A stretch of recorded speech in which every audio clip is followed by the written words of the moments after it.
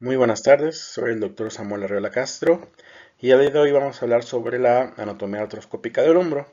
Nos encontramos en el Centro de Ortopedia y Medicina del Deporte con nuestro profesor titular, el doctor José Alberto Reyes Pedrosa.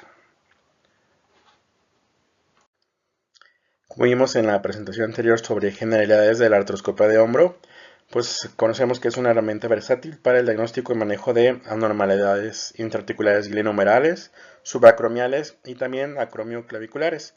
Está indicada para múltiples procedimientos en el hombro, por ejemplo, tomas de biopsia, resección de cuerpos extraños, descompresión subacromial, sinovectomías, manejo de capsulitis adhesiva, tratamiento de inestabilidad, lesiones de rodete, rupturas de manguito, entre otras.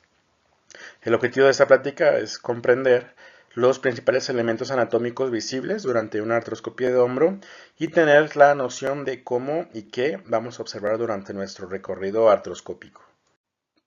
A manera de repaso, recuerda, dentro de la anatomía general del hombro, este se va a componer de tres huesos, que es la escápula, el húmero y la clavícula. Dentro de la escápula, pues va a estar la cavidad glenoidea, el acromion y la apófisis coracoides.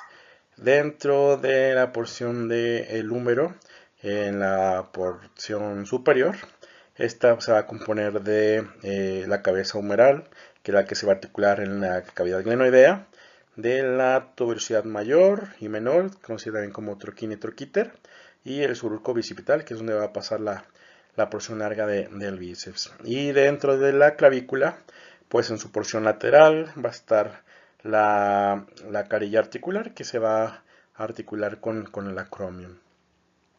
Dentro de esta articulación, pues saber que hay músculos principales que nos van a ayudar a la estabilización del hombro. Uno de ellos es el deltoides, que es pues, el músculo más potente del hombro, que es para estabilizar. Y debajo de este tenemos el manguito rotador propiamente, que va a estar compuesto del músculo redondo menor, del infraespinoso. Tenemos también el supraespinoso, que se van a insertar en la cabeza humeral, y tenemos el subescapular. Y también tenemos la porción del bíceps, la porción larga, que se va a insertar en el labrum. Debemos de conocer los portales, los cuales están divididos en portales principales y accesorios, ya que cada uno de ellos nos dan acceso a diferentes áreas dentro del hombro. Una mala localización del portal nos puede ocasionar lesión iatrogénica o también limitación de la visualización de las estructuras del hombro. Vamos a tomar cada uno de ellos más adelante para una descripción más a fondo. El portal posterior es el portal con el que siempre iniciamos. Está ubicado a 2 centímetros inferior y de 2 a 3 centímetros medial a la esquina posterolateral del acromion. Este es nuestro portal principal para introducir la cámara y se prefiere hacer la incisión de la piel con una hoja de bisturí más o menos del número 11 y solo incidir la piel. Después vamos a introducir el trocar entre el infraespinoso y el redondo menor, dirigiéndolo a la coracoides. Podemos tomar de punto de referencia nuestro dedo apoyado en esa zona para no perdernos. Y hay que evitar entrar demasiado brusco para evitar alguna lesión del cartílago, del hueso, de los tendones o una lesión vasculonerviosa como el nervio supraescapular, que si nos damos muy medial en nuestro portal se encuentra allí. O también hay que evitar la lesión del nervio axilar, esto pues no yéndonos demasiado inferior. Desde una vista desde el portal posterior vamos a poder visualizar el borde superior del subescapular, el receso subescapular, ligamentos leonumerales, el intervalo rotador, agujeros sublabrales, tendón del bíceps y su inserción, así como el labrum, el manguito rotador, el punto descubierto del húmero, el receso capsular posterior, la glenoides y la cabeza humeral. Nuestra primera imagen que tenemos que buscar es el intervalo rotador, que es un triángulo que se va a componer por la glenoides, por la porción larga del bíceps y por el borde superior del subescapular. Este triángulo que se forma se le llama el intervalo rotador y por ahí va a entrar la aguja y nuestros accesorios para poder trabajar dentro del hombro. El portal anterior lo vamos a ubicar entre la coracoides y el borde anterior del acromion. Este portal es el que usamos para la instrumentación, especialmente en reparaciones del labrum. Y bueno, este portal se va a realizar con la transiluminación desde el portal posterior y colocando nuestra cámara dentro del intervalo rotador. Vamos a insertar una aguja por nuestro portal anterior hasta localizarla y posteriormente se realiza el portal si estamos en un punto adecuado, pues si no hay que recolocar nuestra aguja. Con este portal, con esta vista, podemos observar el intervalo rotador, el labrum glenoideo posterior, la cápsula posterior, el receso capsular posterior, el receso subescapular, los ligamentos glenohumerales, y generalmente este portal nos ayuda para trabajar la reparación del labrum superior y anterior inferior, la tenodesis del bíceps, la reparación del subescapular, del supraespinoso y también para hacer el cierre del intervalo rotador cuando sea necesario.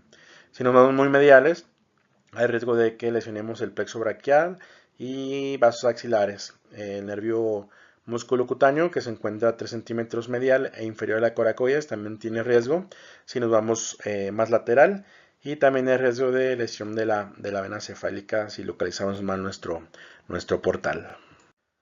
Entonces tenemos el portal posterior localizado en el número 1, el portal anterior localizado en el número 4 y tenemos el portal lateral en el número 2 que se va a ubicar a más o menos 2-3 centímetros lateral al borde anterior del acromion, y este portal nos va a dar acceso al espacio subacromial y al acromion. Con este portal podemos trabajar una acromioplastía, una descompresión subacromial. Podemos hacer reparación del manguito rotador y algún monfort artroscópico. El trocar va a pasar a través del deltoides y es por eso que no tenemos que realizar muy inferior el portal, porque podemos tener una lesión del nervio axilar que se encuentra, como sabemos, 5 centímetros debajo del acromion. Y el otro portal es el portal posterolateral, que más o menos está a 2 centímetros lateral al borde posterior del acromion. Y este portal es útil para hacer algún tipo de desbridamiento o para trabajar también nuestras suturas dentro del hombro. Tenemos los portales accesorios. Para empezar tenemos los paracromiales, que van a ser adyacentes al borde lateral del acromion en su parte anterior y media. Estos permiten mejor visualización del manguito rotador y del acromion, y pues según lo que se quiera trabajar se pueden ubicar anterior, medio y posterior. El segundo portal accesorio que tenemos es el portal de Wilmington en el número 2 en esta parte. Está contiguo al reborde lateral y posterior del acromion, localizado 1 centímetro lateral y 1 centímetro anterior al ángulo posterior lateral del acromion. Este portal lo utilizamos para realizar reparaciones del labrum en el cuadrante posterior superior. Tenemos enseguida el portal de la 7 en este número, en el número 3, que se ubica 3.5 centímetros lateral al reborde posterior del acromion. Con este portal generalmente se obtiene un buen acceso al labrum posterior inferior, por lo que se puede realizar una aplicatura capsular posterior inferior, y también podemos acceder a la parte posterior de la cabeza del húmero para lesiones tipo Hill-Sachs. Este portal se realiza también bajo control artroscópico anterior para evitar lesiones nerviosas. El otro portal que tenemos es el portal anterior superior, que se va a encontrar entre la coracoides y el acromion, delante de la porción larga del bíceps, más o menos 2 centímetros inferior al borde anterior del acromion. Y este portal nos da acceso a la región anterior de la glena y también al espacio subacromial. Y el portal anterior inferior, o a veces llevado también el portal de la 5, en el número 5, está localizado más o menos medio centímetro a 1 centímetro inferior al portal anterior superior, y antes lo usamos para acceder a la parte más inferior del rodete glenoideo para procedimientos glenohumerales en zona anterior inferior. Este portal no se utiliza tanto debido a que se encuentra próximo a nervios como el axilar y el músculo cutáneo. Otro portal accesorio es el portal de Nevasier, ubicado aquí en esta área, más o menos 2 centímetros medial a la escotadura espinoglenoidea entre la región posterior de la articulación acromioclavicular y la espina de la escápula. Aquí el trocar se introduce en un punto débil que localizamos palpando, y el trocar hay que meterlo en sentido lateral y ligeramente posterior para evitar lesiones nerviosas o vasculares. Este portal se llega a utilizar también en reparaciones del manguito, en cleirectomías y también para lesiones tipo SLAP. En este esquema propuesto se ejemplifica el recorrido artroscópico del hombro de un paciente posicionado en decúbito lateral. En la imagen de la izquierda muestra el recorrido desde una porción posterior con los pasos que van del 1 al 10, y en la imagen de la derecha son los pasos del 11 al 15 que se realizan desde un portal anterior. Este recorrido debe durar en promedio unos 4 a 5 minutos y nos va a ayudar pues a observar todo el hombro dentro de su articulación. Iniciamos pues el recorrido en el punto número 1, donde vamos a ver el tendón del bíceps y su inserción en el labro superior. En este punto hay que valorar la cubierta sinovial de nuestro tendón y su patrón vascular, que no esté deshilachado o roto. Debemos utilizar nuestro palpador desde el portal anterior para valorar la tensión del tendón del bíceps, viendo si hay alteraciones en su inserción, y también valorar pues las poleas anterior o inferior sobre el surco bicipital. Tener cuidado de no confundir un desgarro con, por ejemplo, las membranas, las hebras de la membrana sinovial que va a recubrir el tendón y que van a pasar pues a la cápsula articular. También es importante conocer las variantes anatómicas que nos pudieran llegar a confundir de alguna ruptura. Por ejemplo, tenemos la primera variante, que es una división benigna del tendón del bíceps, pero que no hay datos como tal de ruptura o de desgarro que nos pudieran llegar a confundir. No hay que pensar pues que es algo normal. Otra variante que observamos es el tendón bífido, que tiene una porción adherida al tubérculo glenohumeral normal y la otra está adherida al rodete del manguito rotador. Entonces tenemos que valorar que no existe laxitud, que no exista daño de iniciación que sugiera una lesión tipo SLAP, que no exista presencia de coágulos que indiquen traumatismo agudo, como podemos observar en la imagen que tenemos aquí, en esta porción. Y bueno, también ser conscientes pues de que existen cambios degenerativos que harán parecer que el labro no está dañado, pero pues esto se acompañará de adelgazamiento del cartílago y otros datos compatibles como degeneración de la articulación del hombro, que puede ser normal en pacientes mayores. Continuamos nuestro recorrido en la posición número 2. En esta vamos a valorar el labrum posterior y el receso capsular posterior. Del labrum hay que valorar su porción posterior superior y bajar hasta el receso inferior y de regreso a la cápsula posterior. Lo normal es observarlo liso y fusionado a la superficie glenoidea, pero en su borde externo puede generar un borde en forma de bloque, como podemos ver aquí en esta primera imagen. Es normal tener un receso bastante profundo, pero cuando se está ante un caso de laxitud o con datos de inestabilidad multidireccional, el labrum puede ser hipoplásico y la cápsula puede ser fina y en forma expandida, como en esta imagen que tenemos aquí.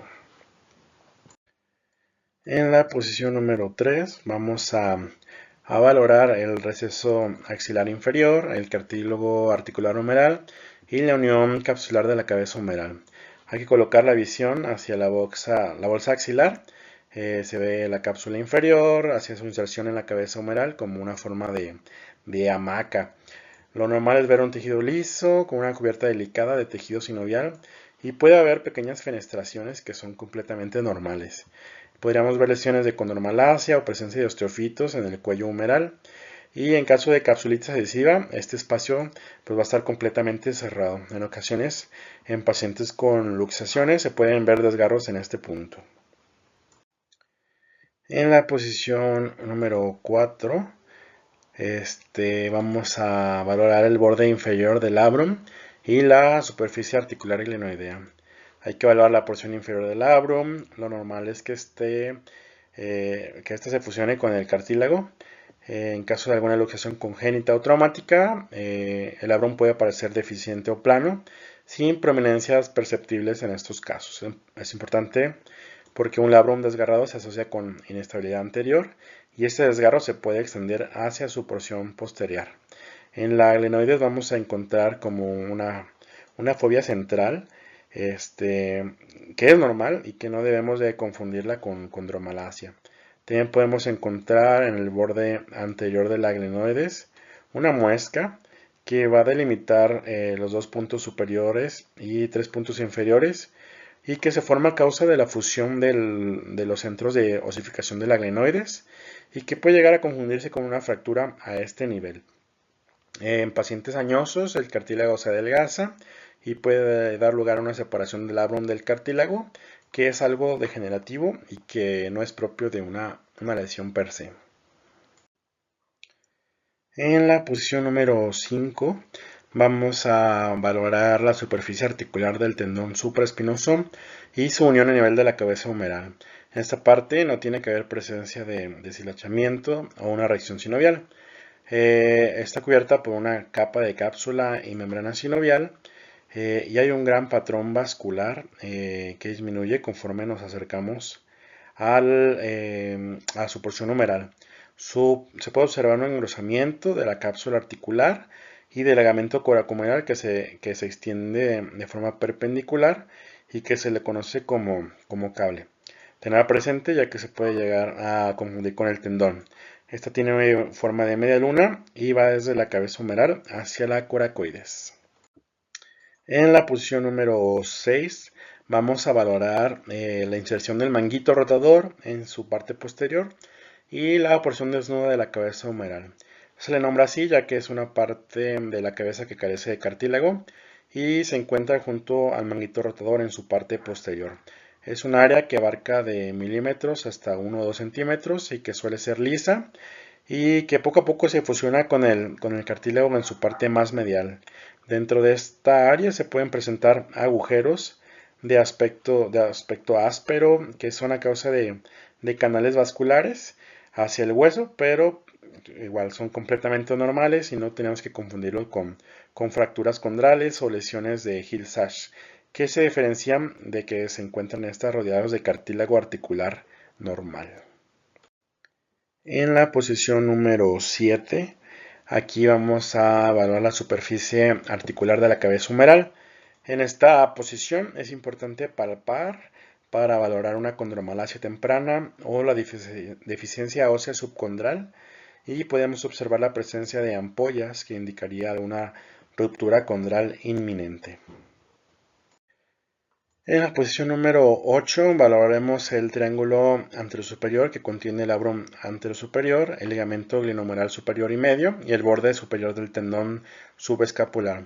Esta área puede tener ciertas variaciones anatómicas normales, por lo que puede llegar a ser confusa. En cuanto al labrum en su porción anterosuperior, lo normal es que este se adhiera firme al borde glenoideo y puede haber llegar a un crecimiento sinovial que es completamente normal. Hay que palpar el labrum, ver que no esté desprendido, que no existen desgarres y puede haber aperturas o forámenes labrales debajo de la inserción del labrum hasta en un 14%. Vemos que es normal ya que no hay datos de deshilachamiento, no hay desgarros, no hay hematomas que indicarían pues, que es una lesión como una lesión de SLAP o un Bankart. Hay una variación normal importante que se llama el complejo de Buford, que tiene tres características. Uno que es el ligamento glenohumeral medio, parezca un cordón o que esté engrosado, que este se encuentra adherido al labrum superior justo antes del anclaje del bíceps y que no hay presencia del labrum anterosuperior. No hay que confundirlo con un desprendimiento del labrum superior donde habría datos traumáticos. Valorando el ligamento glenohumeral superior, pues lo vamos a ver entre el tendón del bíceps y el subescapular. Y bueno, este se va a extender desde el labrum en su porción superior hasta el troquín. Tiene una inserción en el borde superior del subescapular y una membrana sinovial en la porción humeral. En la mayoría de las veces este ligamento está medio enrollado, está suave y lo vamos a ver en forma vertical si el paciente está en decúbito o de forma horizontal si el paciente está en silla de playa. Hay que valorar otras estructuras como el subescapular, valorar que no haya desprendimiento, puede haber variantes anatómicas como tener un subescapular bífido, y en cuanto al ligamento glenohumeral medio, este tiene una apariencia más variable, puede aparentar como un pliegue o un engrosamiento de la cápsula anterior que cruza el tendón del subescapular en un ángulo de 45 grados y que puede aparentar un cordón como en el complejo de Buford o también puede ser muy delgado.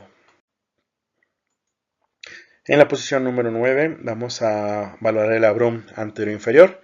Su aspecto normal es firme, se va a difuminar finamente con la glenoides y hay dos formas de presentación. La primera es que esté aumentado unos cuantos milímetros y la otra es que tenga un aspecto meniscoide con un borde un poco más notable. En la posición número 10 vamos a valorar el ligamento glenohumeral anteroinferior y en la cápsula anteroinferior.